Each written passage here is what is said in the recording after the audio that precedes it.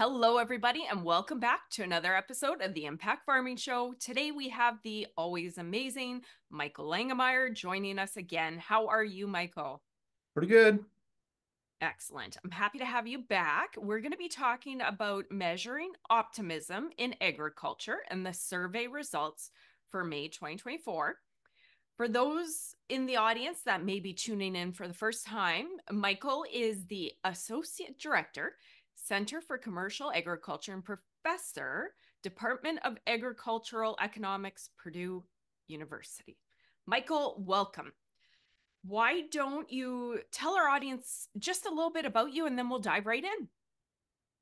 Yeah, I work. I actually have three appointments, part of a land grant university in the United States, and so I'm primarily involved in outreach.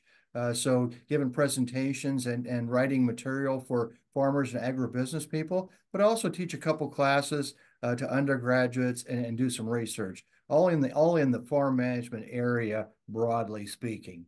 One of the activities that, of course, involved in is the Ag Economy Barometer, the optimism or pessimism survey that we conduct mid-month every month since late 2015.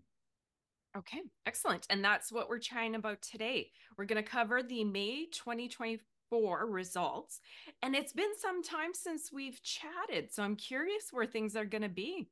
I should have looked back at the date, but it's been a while. So, do you want to talk a little bit about what the Ag Economy Barometer is? And then we could just dive right in.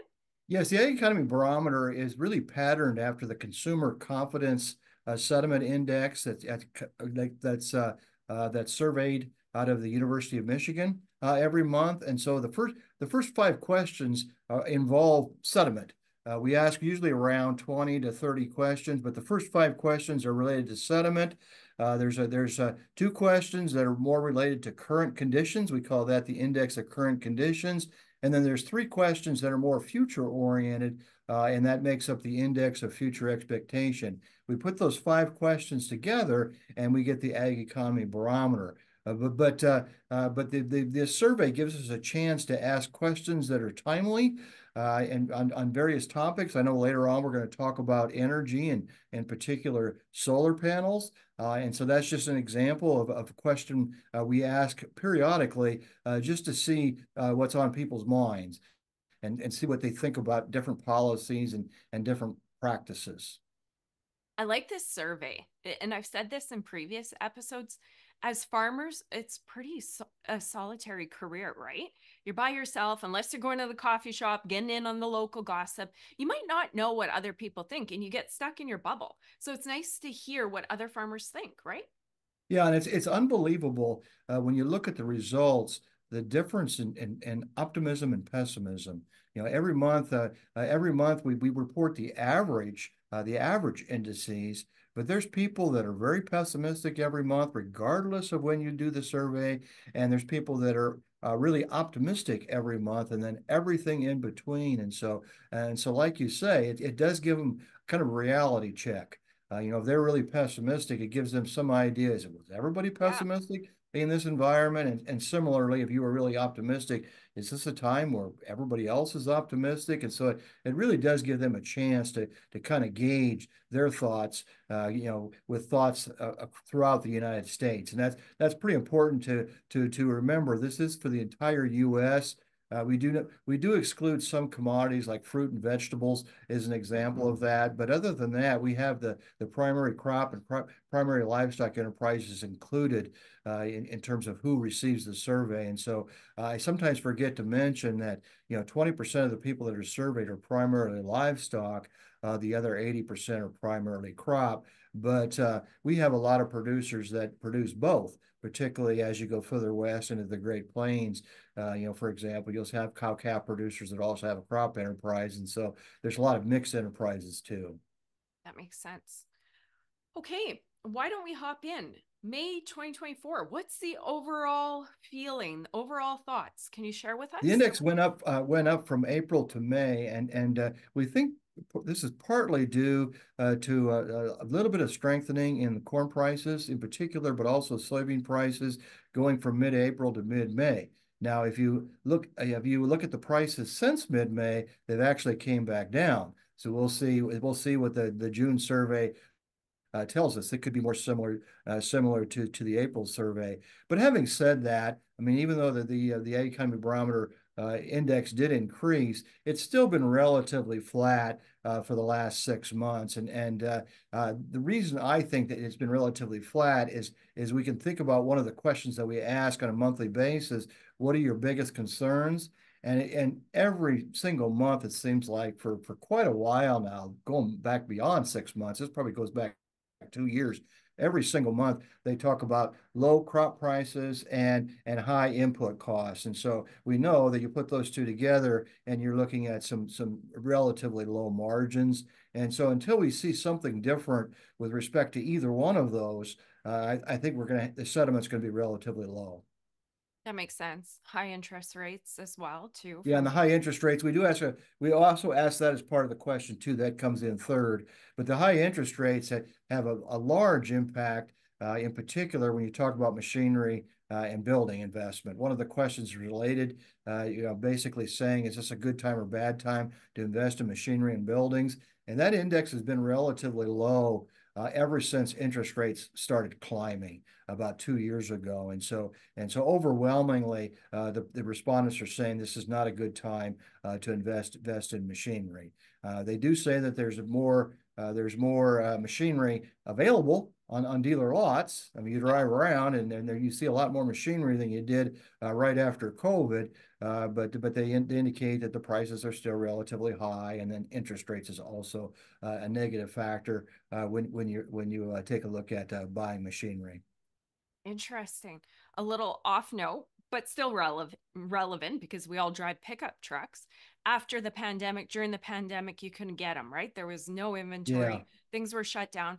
The lots are apparently flooded, and I'm looking, Yes.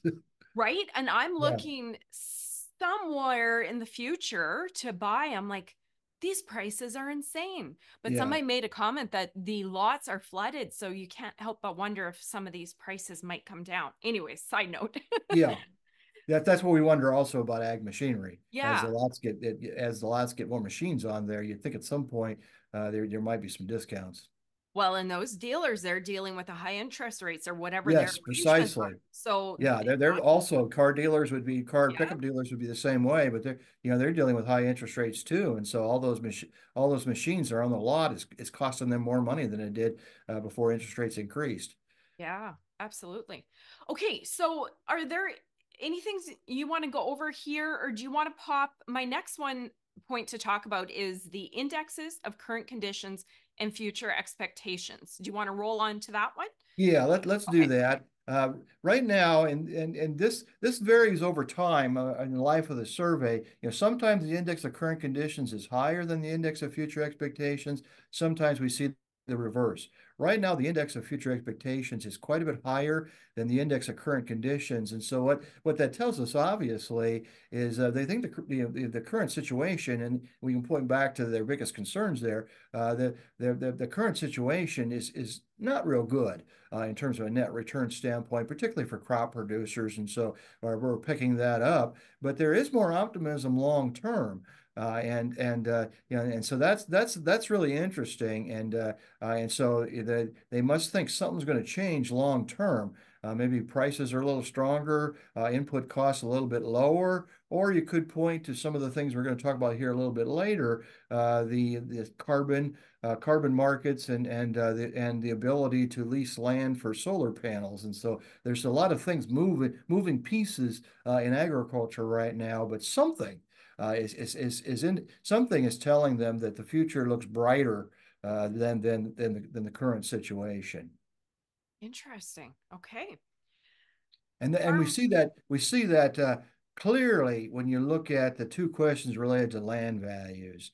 When Okay. we have one question that said, what is land values going to do in the next year?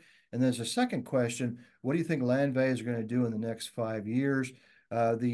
The short-term question, when you look at land values in the next year, that follows the index of current conditions very closely. And so even though there's more optimists than pessimists in the land market the next 12 years, there's not by much. I mean, that index is relatively low right now compared to what it was 2 years ago when land values were increasing rather dramatically in the United States. But the when you look at the long-term index for land values, it's about as high as it's ever been. And so again, that ties to that fact that there's something they're seeing down the road here that's making them more optimistic long term versus short term. Okay, perfect. You have anything else to add there, or do you want to pop to farm financial performance? Yeah, the Foreign Financial Performance really tracks the index of current conditions very closely, and it's been below 100. And what that tells us here is they don't expect this year to be better than last year. I'd be surprised if they did expect this year to be better than last year. And so that's not real surprising. It's been relatively flat in 2024. And so unless something happens in terms of some kind of price shock, which I can't see that necessarily coming down the pike anytime soon, but you never know, or some possible reductions in input costs. This year's pretty much locked in, but down the road, that's probably going to be that index is probably going to be below 100, for the rest of this year. Okay. Farm capital investment. Yeah, that index there is as I was alluding to earlier, has been really flat since interest rates increased, and right now the index is 35, and what that means is a lot more pessimists when it talks about buying machinery than optimists. In fact, in this latest survey, 77% of the respondents indicated that this is not a good time or this is a bad time to invest in machinery, and they point to a lot of factors. But high prices is one of them, and so they're hoping that there is some discounts, coming down the road. But the big one there is when you have low net returns, you really don't have the wherewithal necessarily to or the cash flows to spend more money on machinery. So that's certainly the case, and that's the higher interest rates. I think the higher interest rates is probably the number one factor contributing to a relatively low capital investment index. And I was talking to someone earlier today that's in the machinery industry, and they were asking about this, the fact that liquidity is still pretty strong in the agriculture sector. And so, what does that mean in terms of buying machinery? Why aren't they more optimistic? Because they still have quite a bit of cash flow or liquidity left coming off 2 or 3 good years. Well, the way this typically works is we know in agriculture we're going to have cycles. We're going to have periods where the prices are relatively low compared to the input cost, and so we're not going to drain that liquidity. When you see that in the fall here, the net returns are going to be fairly tight. They could be fairly tight going into 25. My hunch is they're going to preserve that liquidity and be very cautious in terms of buying machinery, whether that be used or new. Speaking of used or new machinery, in the last couple months, we've asked a question related to to which of those they typically buy. Because we had a hunch that that a lot of people were buying used machinery rather than new machinery. Nothing wrong with that. Small, medium-sized farms, that tends to make quite a bit of sense to look at used machinery because it's a lot cheaper, and a lot of times you can get some pretty good used machinery that's just not the appropriate size for some of the farms. They're trading it in, and so you can get some of that used machinery with a pretty good, it has a pretty good price on it. And sure enough, about 55% of the respondents primarily buy used machinery. And so when we talk about that machinery investment index, I think to me, we don't ask that directly, but to me that really means new machinery. And so we got to remember that even though they're relatively pessimistic about whether this is a good time to buy machinery, that doesn't mean some of them aren't going to buy machinery. They're going to look for deals, and if they do have a decent cash flow from previous years, they might look at buying machinery. It just depends on how much they bought in the last 2, 3 years and how bad they really need to replace something. And so just because that index is low does not mean machinery sales are going to go to zero. It just means that they're going to drop. Well, if you look at the cycles and then the different sectors, it's probably the beef farmers. Yay, let's Yeah. buy. Yeah, that's what I was telling the machinery person earlier today. I says, we got to remember that 20% of this survey is livestock producers, and most of that 20% is beef. Yeah. and they have some really good. This is pretty good net returns right now. Yeah. For the beef producers, and so they're probably in a mode of buying, uh, you more so than the crop producers. I laugh because that's the tendency, right? When times are good, even though we're strong business people, we look at the numbers, there's still an element of the we feel good. Things are good. Things have Yeah. been good for a stretch. We feel confident, maybe sometimes forgetting what's happening, that it's if it goes up, it has to come down eventually, right? Yeah, and it does take a while sometimes to realize that things have turned in the opposite direction. I've seen that my entire career. It seems like people continue to buy machinery for a while until they know, now we've reached a new normal.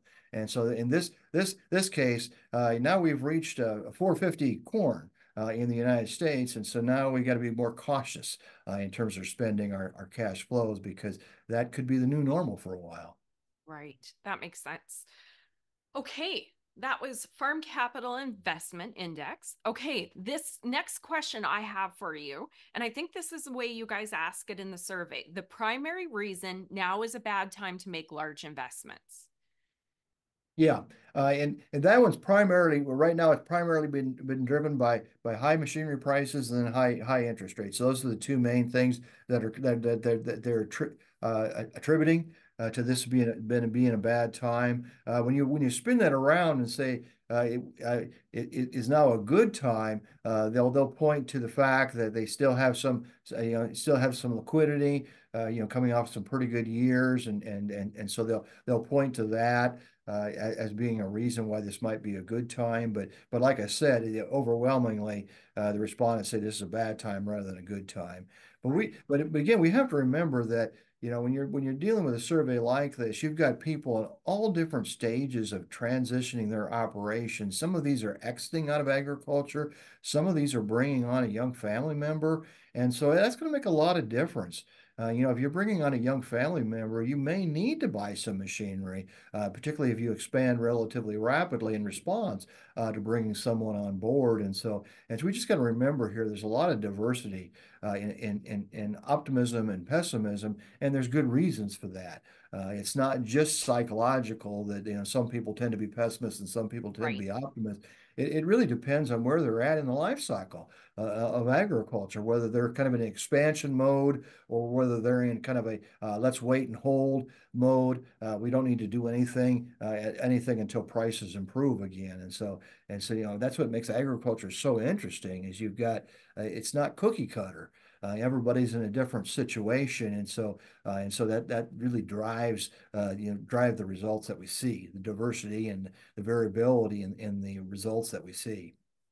It's funny you say that, Michael, because for us, we're kind of in the middle. I mean, we don't have a huge experience, but we've already done a cycle where we're like top of the world, best prices, expand. And then all of a sudden you're at high debt when that happens.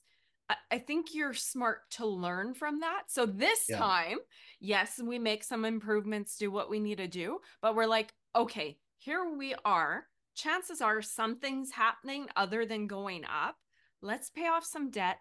Let's get in a strong position before whatever happens, right? So yeah, it's interesting. I mean, experience and where a person's at in their farming career, all that kind of stuff goes into it. yeah, definitely. Okay. And Oh, go ahead. Sorry.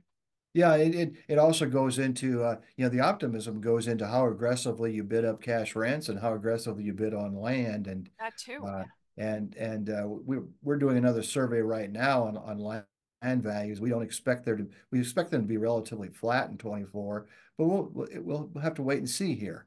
One of the things that we've been asking the last couple of months with respect to why do you think land values might be increasing? Why do you think land values might increase? And this is to the folks that are asking land values are going to increase in the next 5 years. And so that's the context here. Remember, I said there was quite a few people that thought land values were going to increase. One of the reasons they're indicating here, it's not the top reason, but one of the reasons they're indicating is the energy production. They're seeing some of the carbon market payments or people talking about the carbon market payments but they're also seeing opportunities to lease their ground for a solar project, and so that is kind of a positive right now when you're looking at cash rents and land values. Okay. I think you just covered. I had short term, long term land. You spoke about it before. If you want chat land anymore, go ahead. No, I think that covers it. It's just that I just want to reiterate that it is a little surprising to see that there's so much strength in that what they think land values are you're going to do in the next 5 years, and I hate to sound like a broken record, but I think it's tied directly to the energy. This is Okay. something they haven't faced before, and they're seeing a lot of interest in the carbon markets, and there's also some potential here for ethanol plants to receive a carbon payment if they do certain things, and that's tied back to farmers. They would share that payment, and so and then again, like I said, the leasing of the solar, leasing land for solar panels, and so there's a lot of positive demand related to land right now coming from outside of agriculture. And it's one of the more interesting things that's going on right now in U.S. agriculture. If you talk to producers, they're not necessarily talking about the farm bill. They're talking about what's happening with energy, what's happening with the energy markets and energy policy. I'm curious, just because boots on the ground, listening to Twitter, and I mean, maybe that's skewed, but are a lot, and you probably don't measure this, but I'm curious. I'm just going to ask, are a lot of farmers in favor of the solar panels and carbon markets? Because That's a I hear a lot of people, they're like, yeah, no, get off our land. Yeah. Yeah, no. So It I'm curious it's where people are at. it's very mixed. Yeah. It's and some states will have rules related that's more statewide. Okay. I'm in a state here where it's county by county. We have 92 counties in Indiana, and so imagine that Wow. the wind energy and the solar leasing is county by county decisions from a zoning standpoint. And so yeah, you have some counties that don't want that stuff, and you have other counties that are welcoming windmills and the solar leases. So it's very mixed. And one of the reasons why I think that they've increased the rates quite a bit for the solar leasing here in the last few months, and I think there's a lot of reasons for that.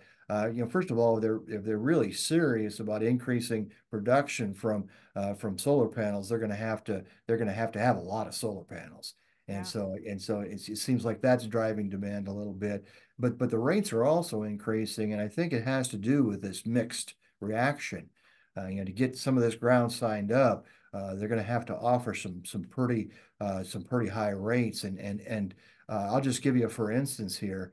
Mhm. And again, I've been talking to other people, kind of using this analogy. Kind of the average cash rent per acre, and I'm going to use U.S. dollars, but I'm going to use a ratio, so it shouldn't matter. The average cash rent for land in Indiana is 250. Now that varies a lot depending on the quality of the ground and what the ground is used for, but that's the average. Right now, it's not that uncommon at all to see a solar lease going for 1250 an acre. That's five times the cash rent for the land, and so you can see why some landlords, some farms might be interested in leasing the solar, and we run into people that are thinking about leasing land for solar, and then they're going to try to pick up land elsewhere. And so this is going to have ramifications not just for those that are interested in putting solar panels on their land. It's also going to have ramifications for cash rent and land values, because some of those people that are still growing, they're not going to just reduce their farm size. They're going to be looking for some land to farm that replaces the land that's now being used for solar leases. And so this is, like I said, this is really interesting how this is going to play out. Well, okay, bear with my ignorance because it's not a thing here, so I don't know that much about it. But obviously, the solar panels, it takes crop production out. We know that.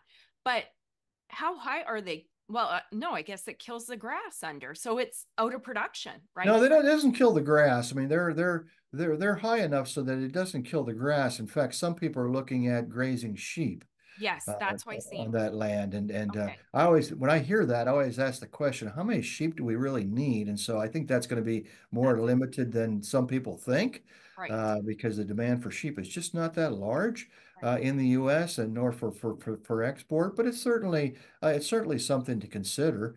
Other cases, farms are being contacted to mow. They want to make sure they want to make this look nice, and so some Oh, farmers are getting opportunity to mow under the solar panels. interesting.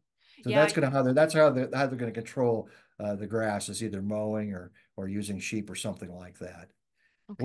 We have quite a few 4-H goats in the state, but goats like to eat everything, and so I don't know how that would work. But the sheep I think would work as long as there's a market for the sheep.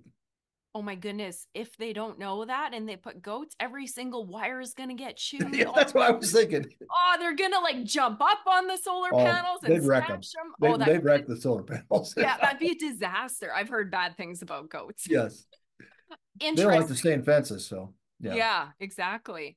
Yeah, there's a lot of debate on social media. And I mean, from outright, yes, it's great. It's good for the farm. We need the money to, you guys are sellouts. We're killing agriculture. We need this land in production. So I'm really And then curious on the and then the feeling. $90 million question is probably more money than that. Even the $90 million question is how much land is going to be taken out of production, and I don't think anybody has any idea. Because a lot of these solar leases you hear about, they may not come to fruition. What I mean, there's probably a lot more people looking at leases that may or may not happen. Okay. So that's the way it always is with something like this. I remember back in the days when I was helping people look at contract finishing. There was a lot more people who were talked about that than actually did it. The same thing's going to be with the solar leases.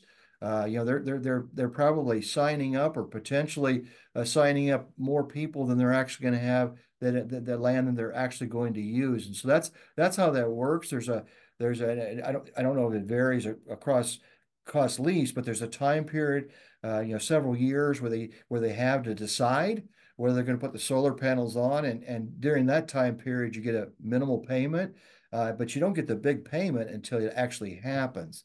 And all I'm saying is some of that land, it's not going to happen. Okay. It looks like they're talking to more people than we're actually going to see in terms of solar panels. But again, that's a moving target. It really depends on how big the demand for this renewable energy really does become. And I don't want to get into politics here, but in the United States, it depends on the next election. True. Yeah. This next presidential election is going to matter in terms of where the energy policy goes in the United States, and we all know that. And so there's a lot of uncertainty out there. Okay, I'm curious. I want to ask you about carbon markets. Again, it's just starting up here in Canada. There's some companies, but you're much further ahead in the States. What is the feeling on that?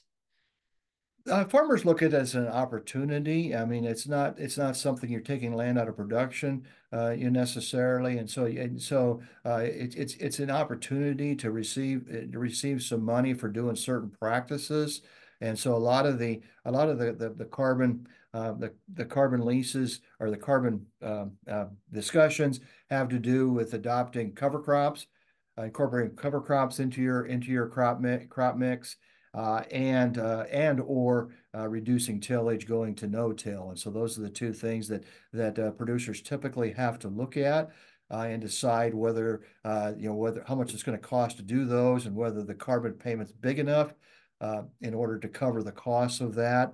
In a lot of cases, they're not. Mm, okay. But I've talked to farmers and that are thinking about doing those practices anyway, And even if the payment's relatively small, it's something that they become interested in. And so again, it's mixed. Some people are looking at those pretty seriously. Others are not, because they don't want to change. They don't want to they don't want to adopt cover crops. So they don't want to reduce tillage. And the adoption of cover crops in particular is relatively low in the United States. Yeah, and no-till is something that works really well in certain areas and not so well in others. And so the uptake of that has not been overwhelming, put it that way. But there's still some interest out there. What I was talking about earlier is something that's relatively new to some more recent legislation, and that has to do with ethanol plants. Ethanol plants are going to need to be more reduce their carbon footprint, and to do that, they're going to be talking to producers to implement certain practices. Now, I actually think that one's going to take off a little bit because we have a lot of ethanol plants across the Corn Belt, and if all these ethanol plants need to do something, they're going to be talking to farmers, to help them meet those guidelines, and whatever those guidelines are. And so I think that one's probably going to take off a little bit more than some of the other carbon market contracts that I've seen. Okay. Okay. I've sat in on a few events where they are talking about this, so I have a good feeling. But again, you listen to producers, the feelings are right across the board, right? So, Well, one of the things that's problematic is I was just working on some of that earlier today, looking at some data from other states and trying to summarize a little bit. If for someone that did just implement cover crops or to go to no-till, this is not a cheap endeavor for some people. I mean, you're talking quite a bit of money, and so that's the real rub. If those are the practices required, you're going to have some people that decide not to do it because it's just not going to be. They don't think it's economical to use those practices, and so they're not going to do it. I honestly, the ethanol. This ethanol carbon markets is relatively new, and so I don't know exactly what the practices are going to need to be in order to participate in that program. But like I said, that's a different program. I think it was part of the Inflation Reduction Act we had in the United States a couple of years ago. And so that one's a little bit uncertain yet on exactly what those practices are going to be. And so we'll have to see. okay. I like that talking point. Those are things that we haven't talked about much on the show, but it's Yeah. floating around and Yeah. it's I nice to, always look at this stuff as opportunities. I mean, nobody's requiring anybody to do any of this, yeah. and so you can take a look at this carbon program, see if it fits your operation. Is always my recommendation, and particularly if you were thinking about doing one or both of these practices before, maybe just do it on a portion of your ground. You don't have to do it on the whole farm. Maybe you could do it on a more marginal land or something like that. You could do these things, and that would be a good place to start to see if these practices really work for you. And it's the same with the solar. It's nice to have that opportunity, but if it's not for you, you don't have to sign up. There's nobody saying that we have to do these things, and so that's the kind of way I look at it. I understand where some people are coming from, and they're really worried about losing prime farm ground. I am too, but at the same time, if it's an opportunity for some folks, you wouldn't want to pull that opportunity away from them. It's always the case with policies that you got conflicting goals. I mean, the goal of keeping prime farmland intact in the United States or Canada or Brazil or Argentina, or wherever you're talking about, is sometimes conflicts with energy policy or other policies. And so you kind of have to reach a happy medium there. That makes And sense. we haven't decided where that happy medium is. We're going through that right now.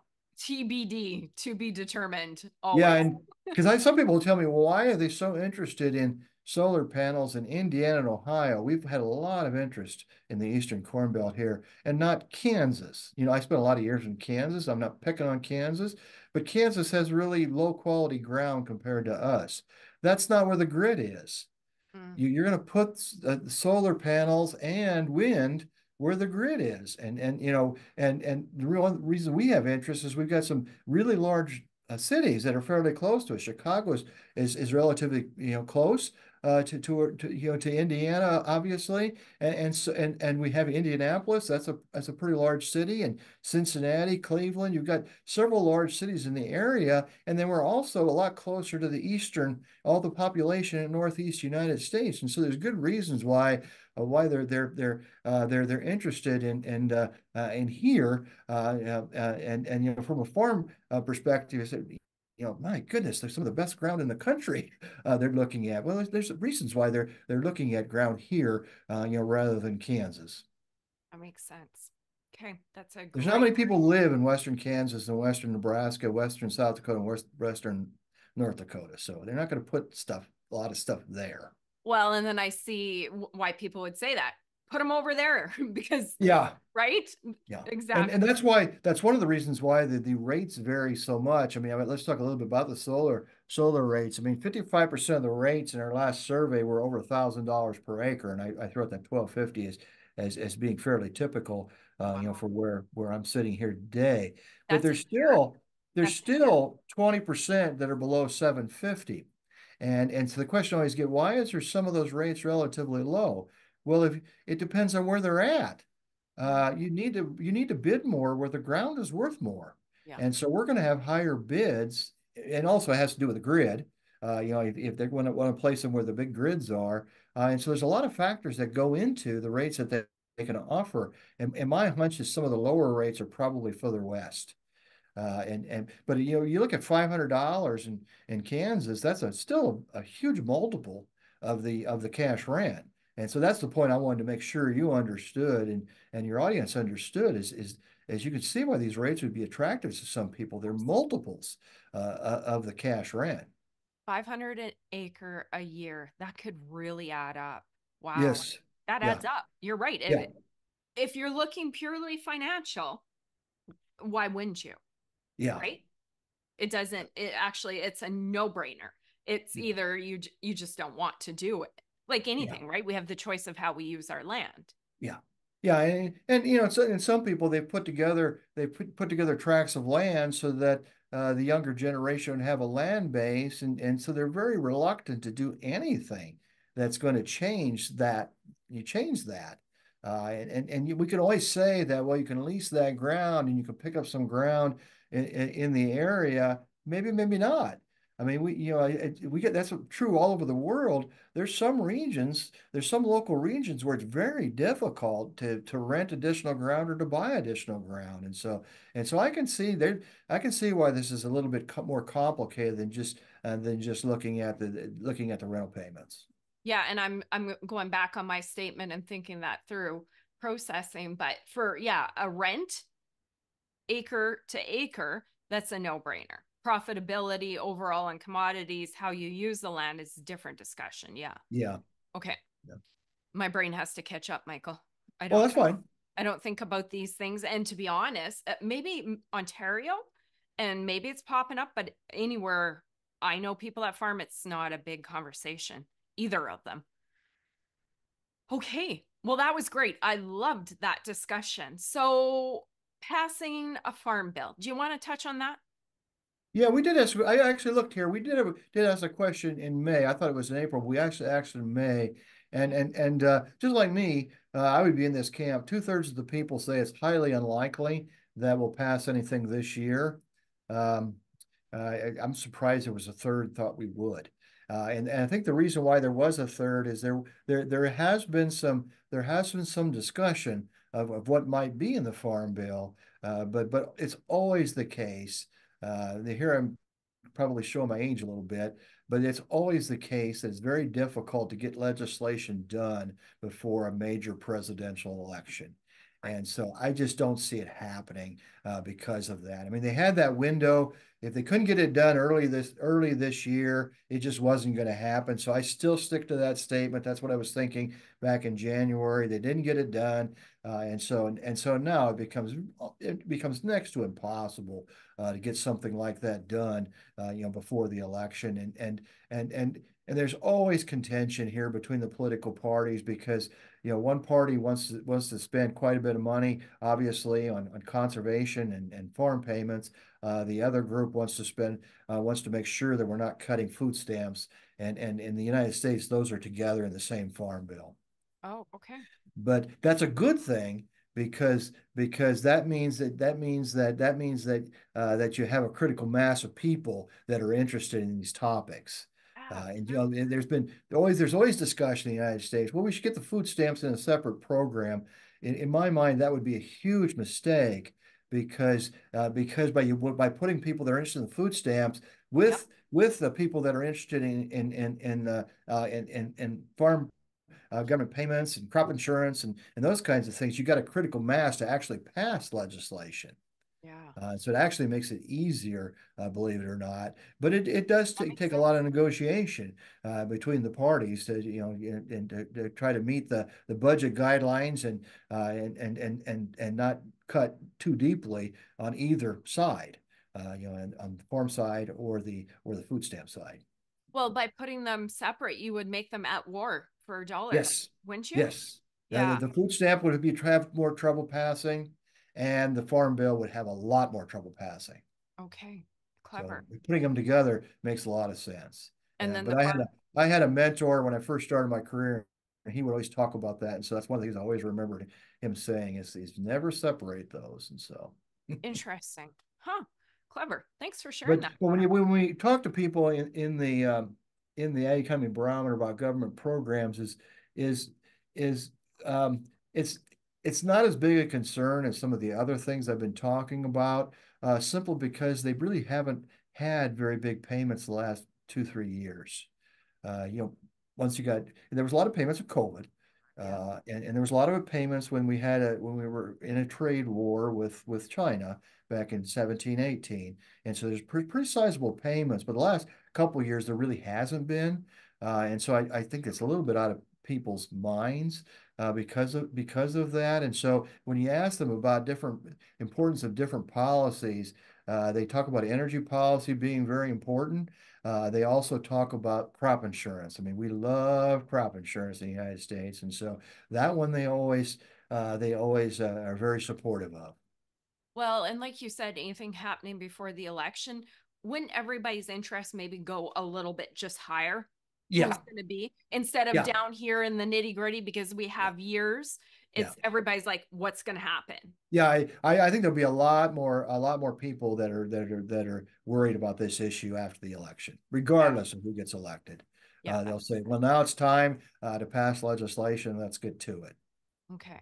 Because it is still a safety net. I mean, let's don't kid ourselves. It still is a safety net, and in the United States, the crop insurance program and the farm program, even though they might look somewhat similar, they really protect against different things. The crop insurance is an annual safety net, and the farm bill, the way it's currently structured, is really more of a 4 or 5 year safety net. And so if prices come down over a period of time, you get more protection from the farm bill than crop insurance. Crop insurance is a really short window for prices coming down. They have to come down in season, if you will, and that doesn't happen that often. So crop insurance is primarily paid out when you have low yields for whatever reason. And so they really are different safety nets. And so that's why we really do try to think about them differently. But if producers had to pick one, here I'm talking corn, soybean, wheat, if producers had to pick one, they'd pick crop insurance. Interesting. Thanks for explaining that. That makes a lot of sense. Yeah. Okay. So that was Farm Bill and what's important to producers. We covered a lot of ground. Is there anything else you want to add? If not, share some parting words and we'll wrap up. Yeah, I think, like I said, I think one of the things we're watching very carefully is how all these energy policies play out and see who gets elected in the next election to see what our energy policy is going to look like in the next 4 years. And so that's something we're looking at very closely. But I just want to reiterate that even though this year looks a little tough for crop producers in particular. They are more optimistic looking further out, and part of that's related to the energy here, but maybe part of it's due to they think that input costs are going to come down. Our input costs have been relatively high now for 2 or 3 years, but there's nothing saying that they have to stay at that level. And so I don't know. We haven't asked specifically that question, but that may also be part of their thinking that break-even prices might drop here a little bit once we get past this crop season. Interesting. I'm going to ask an oddball question, Michael, and it almost goes political. But do you think there's optimism, primarily maybe putting farmers in a category of how they vote? Do you think the optimism might be coming from the election and a potential change?